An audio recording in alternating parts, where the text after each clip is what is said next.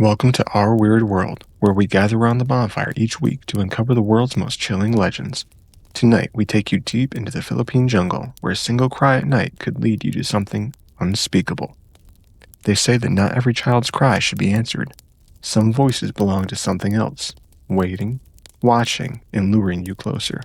So sit back, stay close to the fire, and listen carefully, because once you hear the call of the Tiyanak, it may never let you go. This is a story of a woman, a village, and a legend that refuses to die. Rosalinda del Cruz hadn't been home in nearly a decade. She had left the quiet Bangaree of San Roque behind for Manila's bright lights, trading muddy roads for concrete streets and the whisper of jungle winds for a constant honking of cars. But when her mother fell ill, she packed her bags and returned. From the moment she stepped off the bus, she felt it. Something was wrong. The village was quieter than she remembered. Doors locked before sunset. Children were kept inside. And that night, as she lay in her childhood bed, she heard it. At first, she thought it was a cat, but the longer she listened, the more she realized it wasn't an animal. It was a baby. A baby crying from deep in the forest. The next morning, Rosa went to the town's sari-sari store, hoping for some normalcy. But as she paid for her mother's medicine, she felt someone staring at her. It was Lola Baring, an old woman who had lived in San Roque longer than anyone. Her eyes, dark and sunken, never left Rosa's face. And then she spoke. "You shouldn't have come back." Rosa forced a laugh. "Good morning to you too, Lola." But the old woman didn't smile. She only leaned closer, her breath thick with betel nut.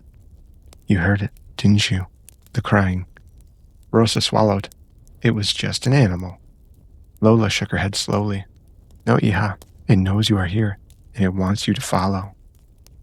That night, Rosa sat by her mother's bedside, listening. She tried to ignore the uneasy feeling creeping up her spine, but when she stepped outside for air, she saw them.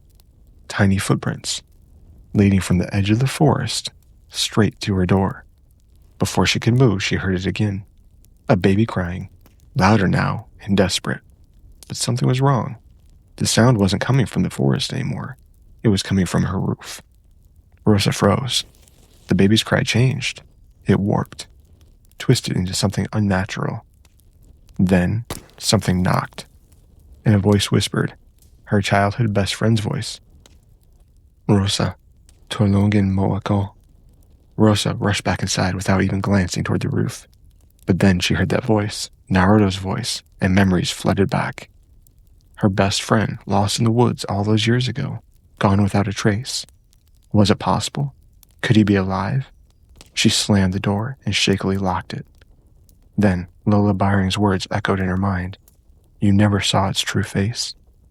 Rosa stopped breathing, and in that moment, the thing outside stopped pretending. The baby's cry became a deep, ragged snarl. Something slammed against the door, hard. When Rosa looked toward the window, a single bloody handprint smeared across the glass. She backed away, and then, just as suddenly as it came, the crying stopped. The next morning, Rosa went searching for Lola and told her of the encounter. The old woman only nodded, as if she had been expecting this. "It marked you when you were a child," she said. "It waited until you returned." Rosa's breath caught. "But why?" The old woman's eyes darkened. "Because you heard it, and once you've heard its cry, it never truly stops hunting you." Rosa's mother passed shortly after, and the young woman left the village immediately after the funeral. She never spoke of what happened again, but sometimes, late at night when the wind is still, she would swear she still heard it, and she knows it is still waiting. As we leave you here, remember, the legends of our weird world are boundless. The Tiyanak is just one more of the many creatures lurking in the shadows, waiting for the perfect moment to call your name. If you've enjoyed tonight's story, please share, like, and subscribe to our channel for more eerie tales from around the world. Your support keeps these stories alive, just as legends are meant to be. Until next time, stay curious, stay cautious, and if you ever hear a baby crying where no baby should be, don't follow it.